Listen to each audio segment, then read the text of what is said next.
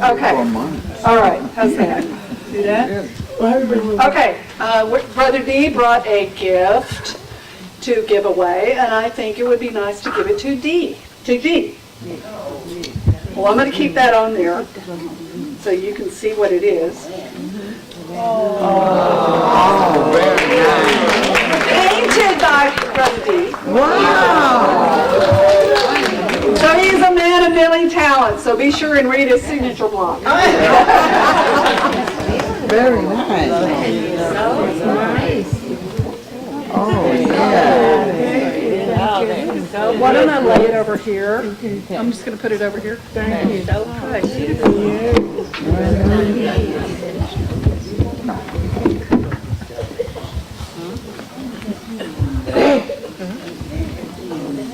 Morning.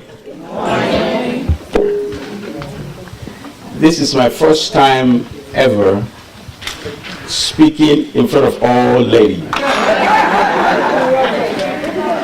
First time ever. Except when I speak in front of my wife and my 3 daughters. Praise the Lord. I brought something here. Hold on, let me get it. See if you can identify this.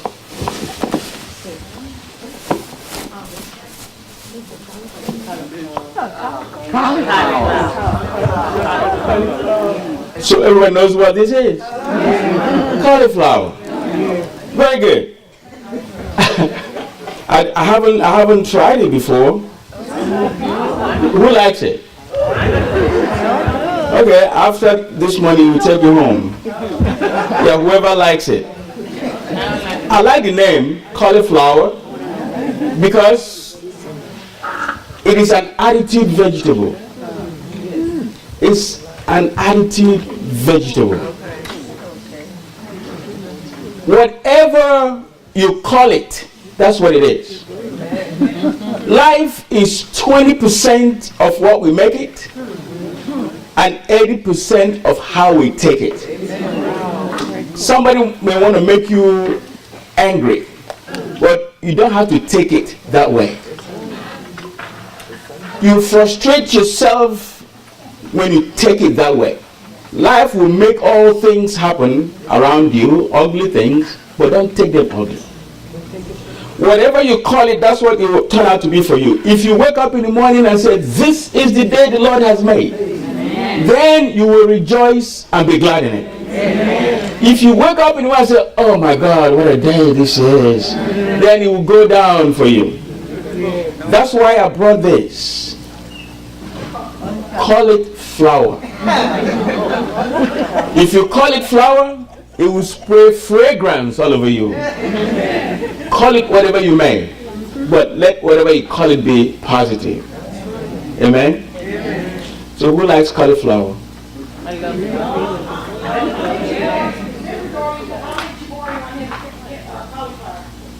Huh? Oh yeah.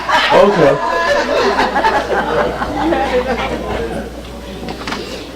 Today I want to speak on something that as I speak to you today, I'll be speaking to myself too. I'll be speaking to myself. I'm convicted as I'm speaking this morning. And so when I'm saying it, then look at me also. Don't just think I'm talking to somebody else. I'm talking to me. The topic today is arise. Take up your bed and walk. I know this group is arise, and Isaiah 61 says arise, shine.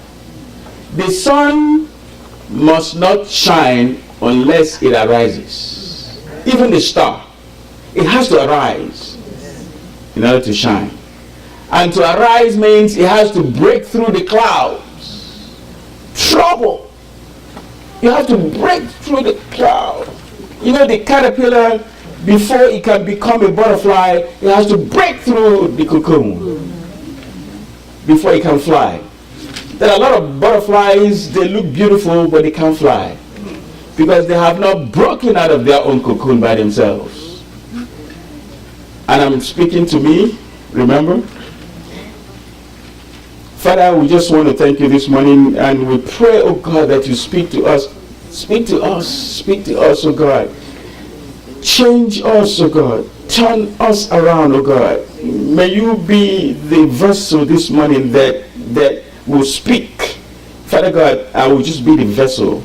Father, just use me to transmit your word, oh God, to your people, even to myself, to the glory of your name, Father. In Jesus' name, amen. I'm taking it from John chapter 5 from verses 1 to 9. I'm going to read it. After this, he was the cripple by the pool of Bethesda. After this, there was a feast of the Jews, and Jesus went up to Jerusalem. Now there is at Jerusalem by the sheep market a pool, which is called in the Hebrew tongue Bethesda, having 5 porches.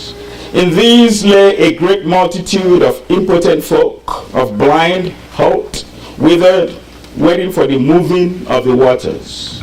For an angel went down at a certain season into the pool and troubled the water. Whosoever then first after the trouble of the water steps in was made whole of whatever disease he had. So there was a certain man who was there which had an infirmity 38 years. That means 38 years. When Jesus saw him lie, and Jesus knew he had been now a long time in that case, he said unto him, Wilt thou be made whole?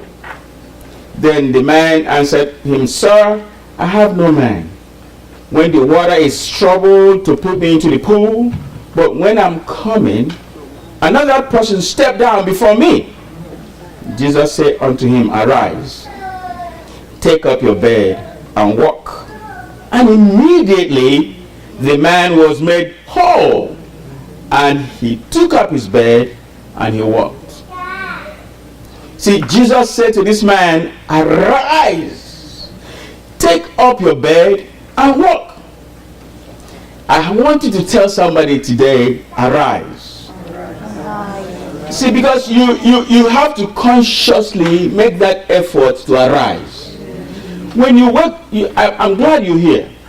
When you woke up this morning, if you're like me, I woke up knowing that I was going to be here early. I woke up, I was still in bed. It took a conscious effort to arise. You may be awake, but you're still lying down. But this morning, you got to arise. Arise. That's why I say, tell somebody to arise. Let me talk a little bit about the pool of Bethesda. The pool of Bethesda. This man was crippled and was sitting there for 38 years. Then the angel of the Lord stirred the waters. Other people jumped in. Some jumped over him. Some even used him as a stepping stone to jump into that pool.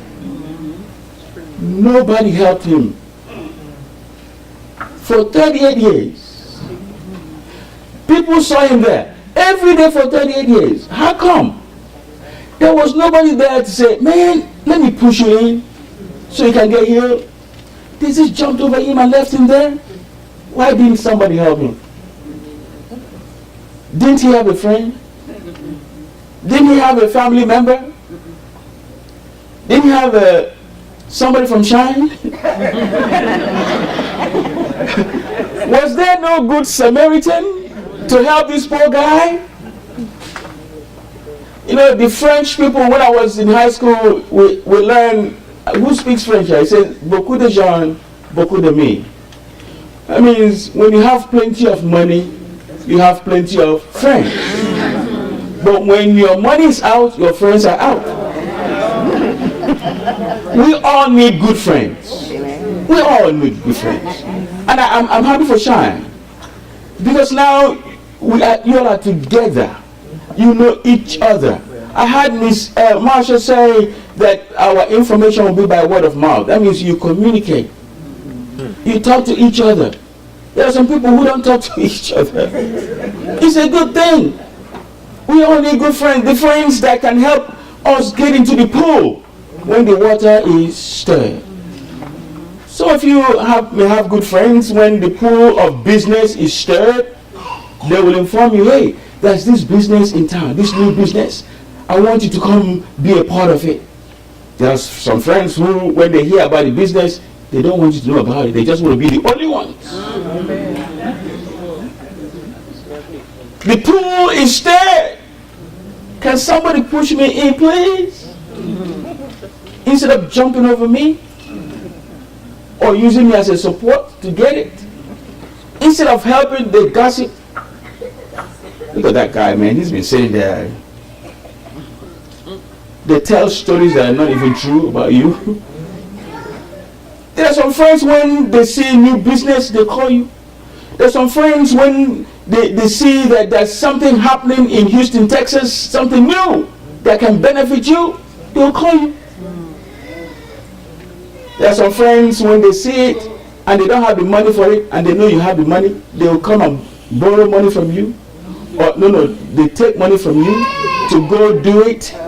Instead of asking you, man, since you have the money, come, let's go do it together. Some lady was trying to open a business sometime. My wife is a nurse, and she's here too.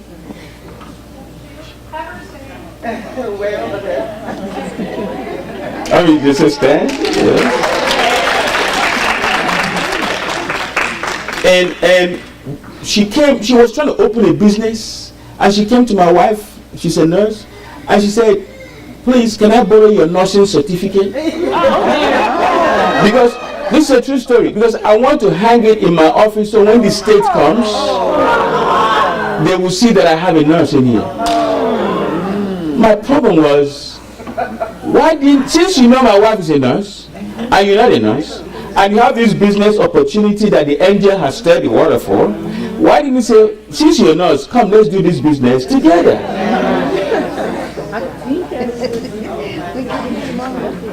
Choose your friends wisely. Friends that can elevate you, not pull you down. Friends that can answer when you call. Friends that have your best interest at heart. There's a story in Luke chapter 5, 17 to 26 about this man that was paralyzed in Capernaum. In his bed. There was no radio at the time, no television, and Jesus came to Capernaum. So he didn't know that Jesus came to Capernaum. He didn't know that Jesus was around here in Houston, Texas. And so because there was nothing, no news for him, he was just laying there, waiting for death to come. But guess what? His friends, if you go read it, Luke 5, 17 to 26, his friends heard that Jesus of Nazareth is in his neck of the woods.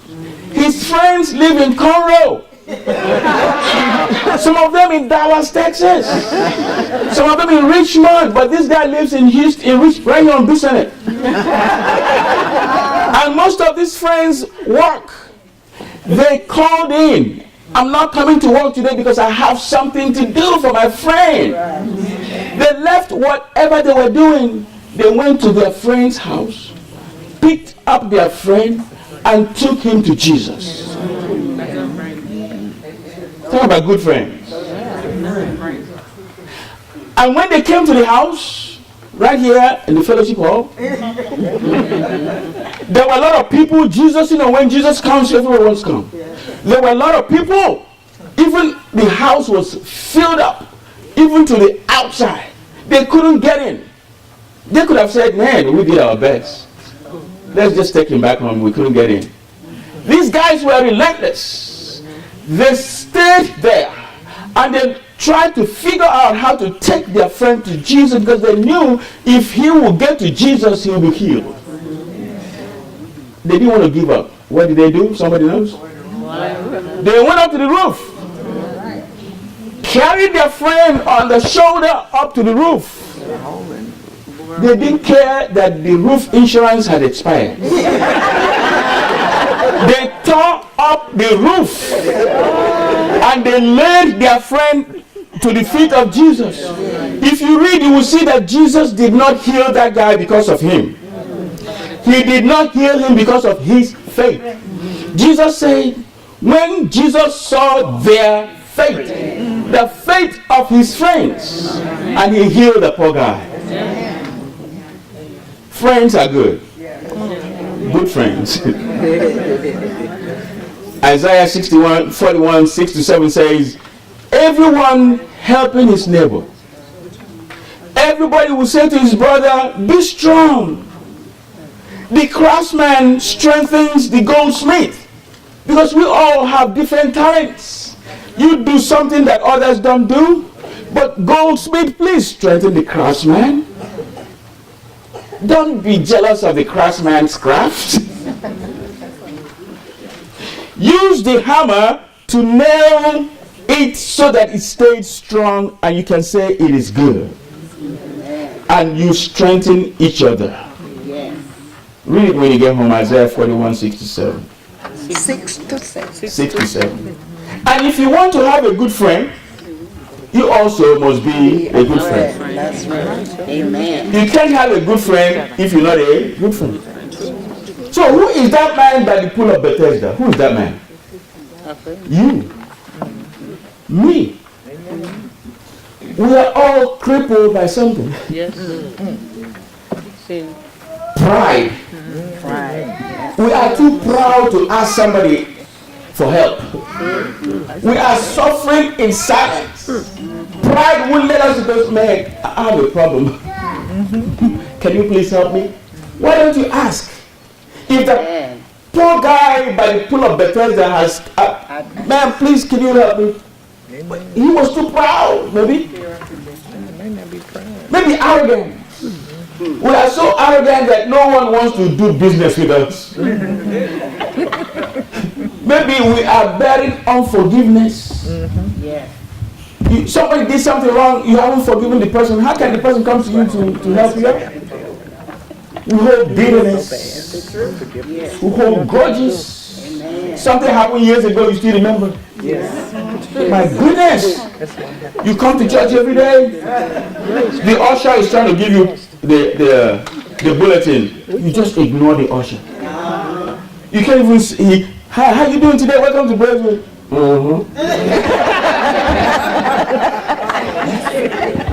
And you are telling me that if that person sees something, he will call you? If you want to arise, you must let go of all those burdens. You must forgive, because when you are holding unforgiveness, you're holding yourself.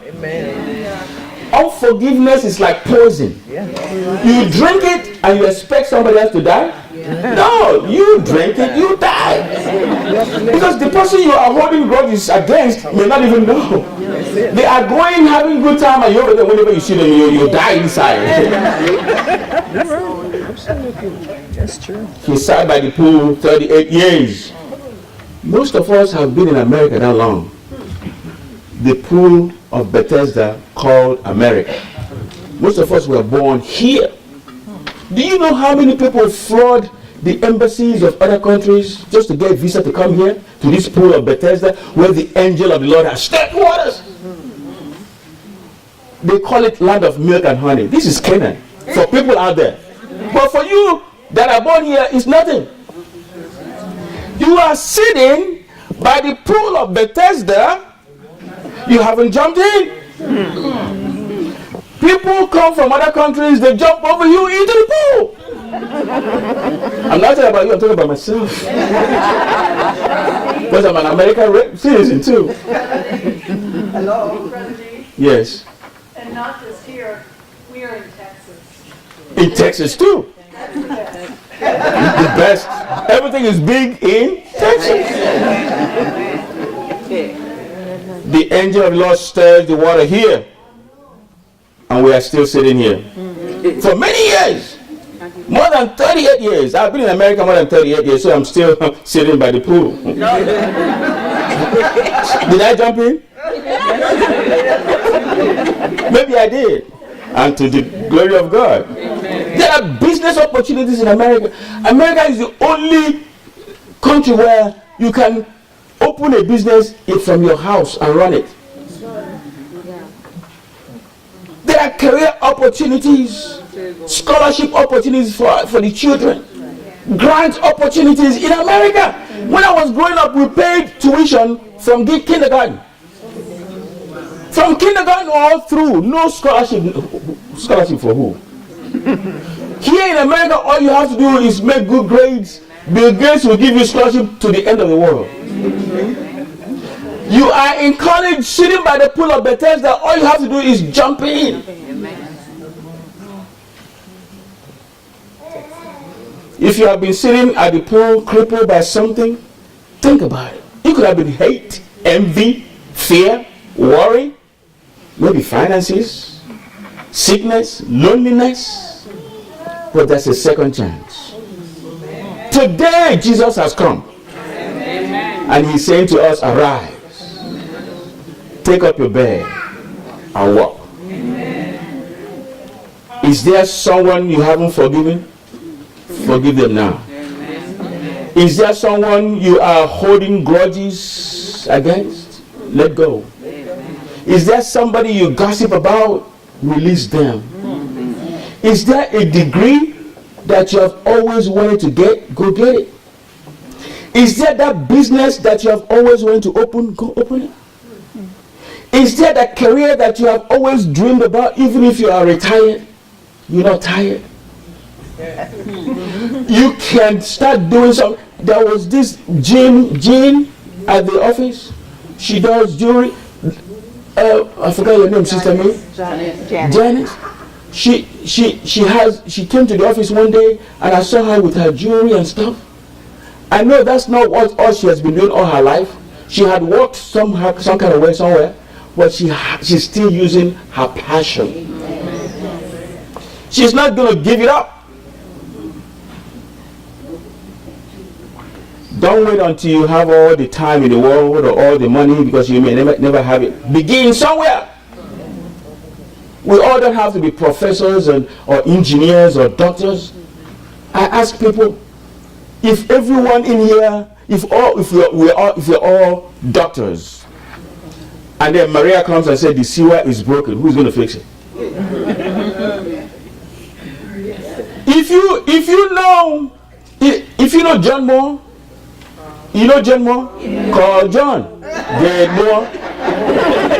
What is his profession? He's a plumber. He's not a doctor, but he has fleet of cars. He's in everybody's home. He has a lot of money, but he's not an engineer. He's a plumber. But the thing is, if you're going to be a plumber, be a good one. If you're going to be an electrician, be a good one. If you're going to be a janitor, be a good one. Pursue your passion. Take it one day at a time. I love the song that says, one day at a time, sweet Jesus. That's all I'm asking from you. Just give me the strength to do every day what I've got to do. Yesterday's gone, sweet Jesus, and tomorrow may never be mine. Lord, help me today. Show me the way, one day at a time. That's all you ask. One day at a time. Don't tell stories about it. We all know how to tell stories and give excuses. Excuses. I registered at the gym. Every day I have an excuse to not go. Oh, I can't go today because Rockets are playing. I can't go today because I came back from work late. That's just an excuse. You see, we can't tell stories. The lame man was sitting there. Jesus asked him a simple question. Do you want to be made whole? All he needed to say was yes. If you read it, he didn't say yes. He started telling stories. Oh, I've been here for a long time. I don't have anyone to help. That's not why he asked you. If you want to be whole, say yes. Don't keep telling stories. I don't have anybody. You know, my brother hated me. I grew up. My mother left. My father left. They left me. That's not what Jesus is asking you. Jesus is saying, do you want it? Your destiny changer has arrived. Amen. Seize the opportunity. Amen. Some of us want to wait until we get married before we pursue our passion.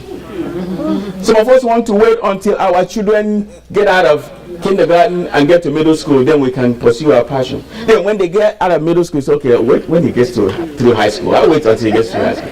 Then high school, I'll wait until he gets to college. Then I'll wait until he graduates. Okay, I'll wait until he gets married so I can have freedom to do what I want to do. By the time you know it, time has slipped away.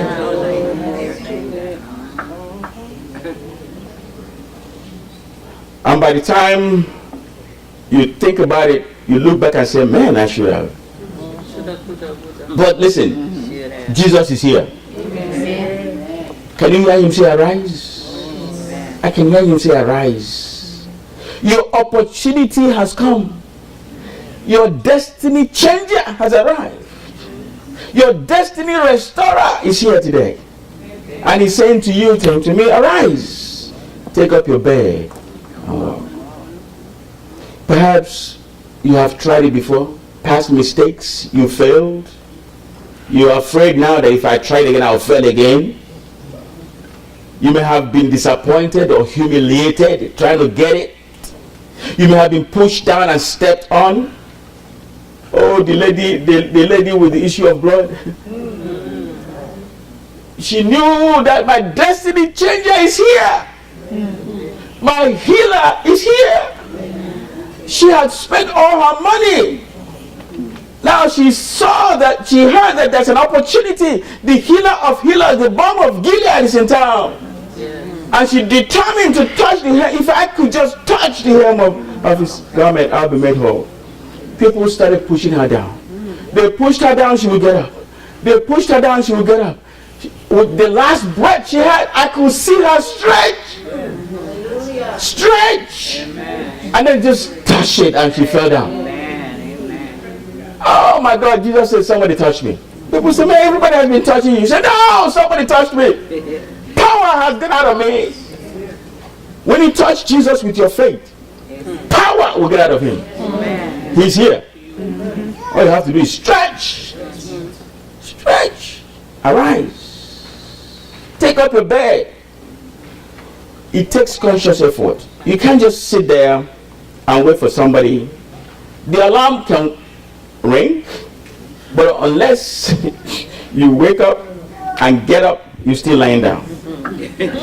Jesus could have said to the man, walk. But he said, no, arise before you can walk. It's a natural process. You have to arise first before you can walk. Because you can't walk sitting down. You can't walk lying down. You must make the decision to get up so you can walk. You know, Jesus, when he said to the man, arise, can I help you? The man started telling stories because he thinks that his problem is bigger than his God. No problem is bigger than your God. Amen. It doesn't matter what you're going through. The disciples were in a boat and Jesus was sleeping. There was a storm of life. All you have to do is wake him up and he'll say, peace, be still. And you will quiet down all the troubles in your life, all the storms in your life. But you have to be with him though. When blind Bartimaeus, he was blind. He didn't see Jesus, but he heard the noise. He said, what is that? He said, Jesus is here. He knew that Jesus was the healer, and he's here. And he said, Jesus. Jesus was over here, and he was going over there. Jesus! Jesus! And then he stopped, and he heard the noise over here. He turned around, Jesus! And then Jesus moved by. He turned around, Jesus! Son of David, have mercy on me. People say, shut up. Be quiet. You're talking about Jesus here. This is the Son of God, the King of Kings. He said, I don't care, Jesus! Amen. Then Jesus stopped, heard him, go get him. Jesus sent the people that were telling him to shut up to go get him. You see, all those people that are disturbing you, when the destiny changer comes, they will be the one to elevate you. Yes. What is important is for you to know that you have to first arise. Because when you arise, your perspective widens. When you arise, you see beyond your horizon. When you arise, every problem in your life sits down. When you arise, you stand out. You see, everybody's sitting down. I'm the only one standing. If somebody walks into this room, who are they going to see first? Me, because I am standing. You got to stand to be seen. Be made whole, Jesus said. Be made whole. When Jesus was walking on water, the disciples saw him. And Peter, when he said, come, Peter stepped out because Peter was the only one standing. The rest of them were scared, but Peter was already standing. And so when you are standing, the move is easier. You must be determined to arise. The prodigal son, after he made mistakes, we all have made mistakes. After we have failed, we realize, man, I got to arise. He said, I will arise. I will go to my father. See, he said, I will arise. When you messed up before, when you have tried it, it didn't work, just arise. Determined to arise. In Mark, when Jesus went to Peter, Peter was fishing. Jesus said to Peter, cast your net into this pool for a catch. Peter said, no, sir, I'm a professional fisherman. I've been fishing in this water all day, nothing in this. I know there's no more fish in here. And you're telling me to put my net again in here? I'm not doing it because I've done it too many times.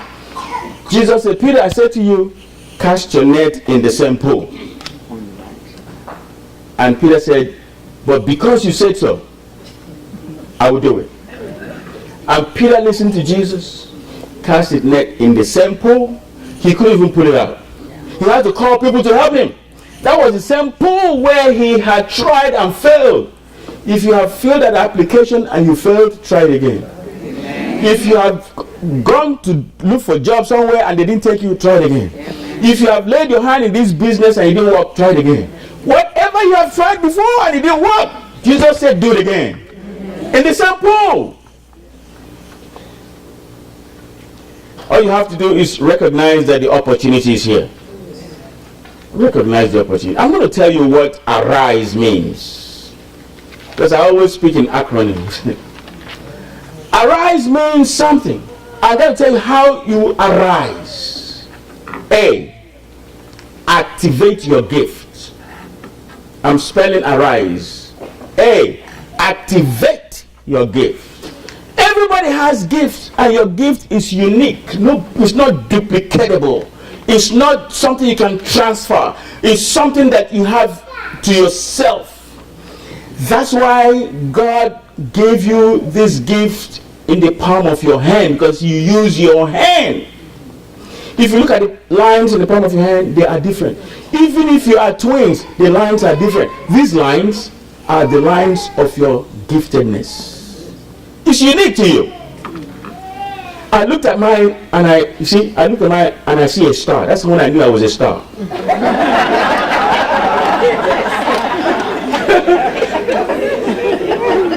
Cauliflower.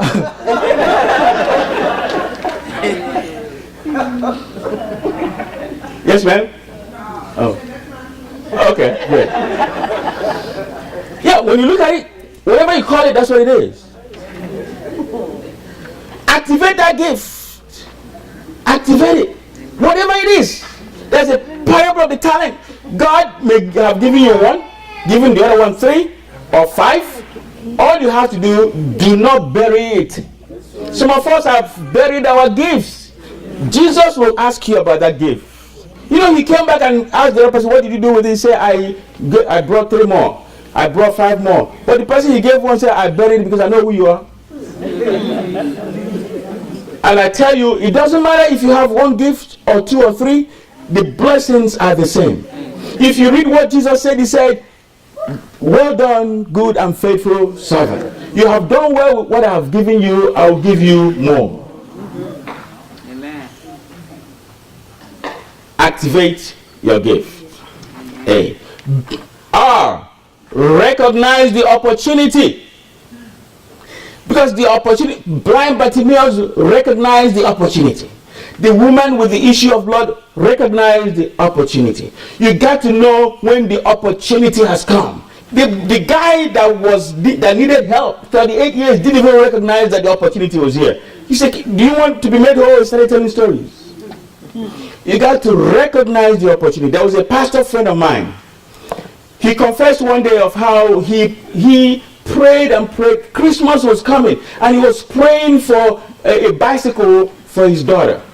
God, I can't afford a new bike. My daughter requests a bike for Christmas. He kept praying. I'm praying. The day before Christmas, his friend was traveling back to Nigeria. And the friend called him, please take me to the airport. He took the friend to the airport in the morning. And as the friend, they were checking in, there was another guy that came to travel also. He had a brand new bike. The airline said he could not check it in because it's excess luggage. If you want to check it in, you have to go and put it in a cargo because it won't fit. And the guy was running late. He didn't want to miss his flight. He said, who wants a bike? Who wants a bike? This pastor was just looking. And the guy was saying, who wants a bike? Another lady said, I want it. And the guy gave the bike to the lady. That was when the pastor realized, oh my God, I missed that opportunity. That's the bike I've been praying for. You have to recognize the opportunity. When the opportunity comes, you have to recognize it. There was Russell Conwell, the president of a university, Temple University. He made a famous speech, The Acres of Diamond. The story was about this man. He owned this whole land and he was looking for diamond. He left the land, the acres of land, almost 20 acres of land. He left it and went to South Africa somewhere looking for diamond. In his search for diamond, he died. But before he left, he had sold these acres to somebody else. And the person he sold it to was just digging and found diamond all over the land. The owner didn't recognize that there was an acre of diamond. We all have diamonds in our backyards. We don't recognize it. All we have to do is do a little what? Digging. We're too lazy to dig.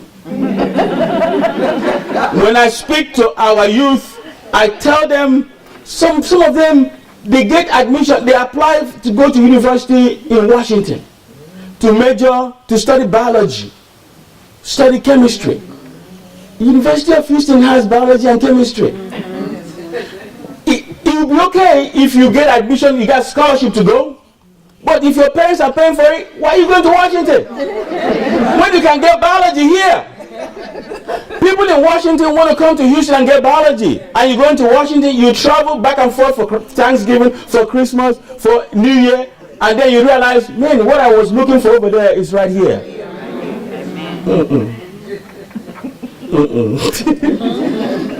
Recognize the opportunity. Amen. Amen. What is A? R. I is invest your gift. Invest in your gift. If you realize what your gift is, invest in it. Spend time pursuing it. Spend some money to make it happen. You may have that gift, but you still have to hone it. You still have to make it better so that you can be marketable. Invest in your gift. Spend time on it. How many of you know what's this guy that does Family Feud? Steve Harvey. Steve Harvey. Everybody is like, oh man, Steve Harvey, Steve Harvey, Steve Harvey. Yes, I love Steve Harvey. Are you recording this? I love Steve Harvey. But then he didn't get here by a sudden flight. Steve Harvey tried everything. He was a cleaner, carpet cleaner for you, for me. He tried his hands in boxing. They knocked him out, and he said, "This is not what I." He was also a mailman until one day he went to a stand-up place, comedy house, and he opened his mouth, and the whole place went bananas. And the next time he got a phone call from Ellen DeGeneres, and from then on. Once you find it, invest in it. You can't sit at home. You have to first arise before you can find it. So arise, activate it, recognize it, invest in it, and then set a goal. What is it that I want to accomplish this month, this year? And then pursue the goal. Don't let distractions take it away. Pursue the goal. Make a schedule. Stick to the schedule. It doesn't matter how small it is. For example, if you determine to get out of debt, 1 penny a day. Don't wait until you can save the whole money and do it one time. Like we're doing, when I'm speaking to you, I'm speaking to myself. We have this mid-year mission. I picked some money. I'm waiting until when I can get the whole money to pay. Why don't you just start one day at a time? Every Sunday you give 1 penny. It counts. We all wait until we can get it all. If you want to stay fit, I don't want to say lose weight. I say if you want to stay fit, don't wait until you can register in the gym. You can walk around your neighborhood one day at a time. Set a goal. Set a goal. No one has time, but we can all make time. I tell students, if you want to pass your exam, you have to study. I ask them sometimes, who would like to eat dust in here? Anybody? Would you like to eat dust? What is dust? Dirt. I mean, like dirt or dust or dirt. Okay, what eats dirt? Termites, snakes. To eat dirt, you have to be on the ground, right? Crawling to eat dirt. What about crumbs? Crumbs are leftovers. Ants eat crumbs that you have left over on your table. Beef. Yes, you can eat beef, but it's not something you eat. People in the health will tell you that beef is not good for you if you eat it all the time. But yes, beef is good, but not all the time. But I hear people say an apple a day keeps the doctor away. You can eat apple every day and you stay healthy, right? I tell this to the students. I said, if you can't eat dirt, where do you make a D in school? If you make a D, you are eating dirt. You are right there on the floor. If you eat crumbs, you make a C. Crumbs are leftovers. Your other students left over some things for you and you take it. Why? You can make B, but not something you make all the time. But apple, make an A every day. I'm spelling arise. A, activate your gift. Activate your gift, yes. R, recognize. I, invest in it. S, E, expect positive result. Whatever you do, be optimistic. It is going to be good. When somebody say, how you doing? I'm good. Whether you don't have money in your pocket, you're still good. My father said, anybody that wakes up in the day is good. Amen. Because some people lay down and don't wake up. But once you wake up, you're good. If you go to work, if you go to sell something and the market is not good, but for the fact that you have something to sell, you're good. We just waste. The grass is greener on the other side. Never underrate yourself. Don't put yourself down. Don't wish you were someone else. Be yourself. I never wish I'm somebody else. My wife keeps telling me, don't keep telling people you're short. I like it because I'm closer to the ground.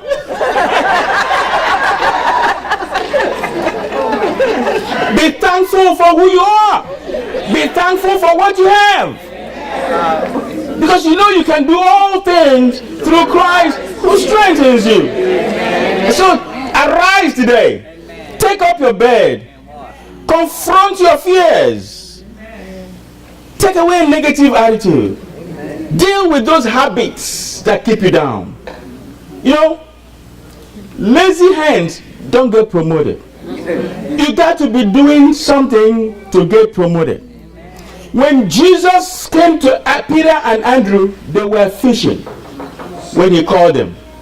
When he came to the sons of Zebedee, they were fishing. He called them. When he came to Matthew, he was in his tax office and he called him. They were all doing something.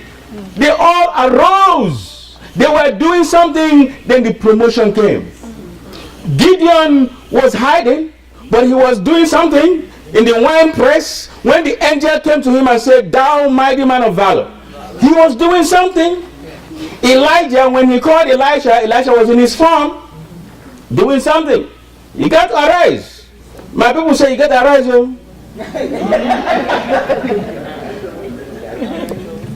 You must be doing something.